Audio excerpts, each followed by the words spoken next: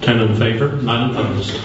By your action, you have approved the amendment. Move 2009-510 as amended. The bill has been moved and seconded as amended. People are starting to disperse from City Hall right now. The City Council had just met to essentially set the millage rate for next year. Property taxes were a big deal in this year's budget because the mayor started talking about the need for the first property tax rate increase in 17 years. And City Council voted against that essentially, but there's still a chance that the taxes could go up. It sounds confusing. The way it works is that the mayor now looks at the piece of legislation the City Council just authored that essentially says hold the millage rate at 8.48 mils. If the mayor does not sign that or vetoes it, what would happen is the tax rate goes into what they call a rollback rate. That is through a whole system of tax laws. Essentially, it automatically enables the city to boost the millage up to 9.27. 9.27 would be the millage rate that it would take to collect just as much revenue as was collected this year. Revenues, of course, are down automatically because the tax base is low. The housing market has fallen off.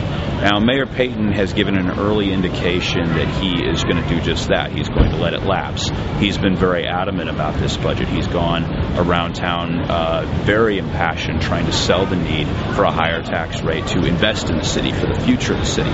There's a lot of people on City Council that were not agreeing with him. It's caused a lot of political headbutting. And in the end, Council voted 10-9 in favor of holding the millage steady. Now, the vote that surprised a lot of people was Ray Holtz.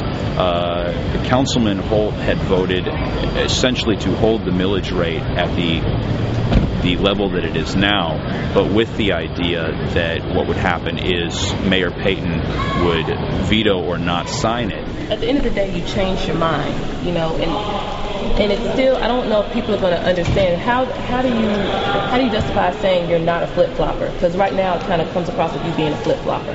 Well, it's going to come across the way it comes across, but I was committed to not raising the revenue, and that's at the 927 that I wanted to end up. I ensured that I would get to that point by voting for the 8.48. If I hadn't voted that way, there was some risk that we would end up above 9.27.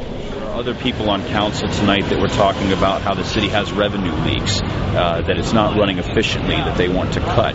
There were many people that wanted to hold the millage rate steady at that 8.48 level, essentially so that it would force them into an area where they would have to cut down city services. There are people in the social service sector, though, that are saying that this particular vote tonight could really hurt them. Reason why there's a lot of city subsidies that go into homeless shelters and the like, and without those city subsidies, you're putting more people on the street, you're causing more potential for crime.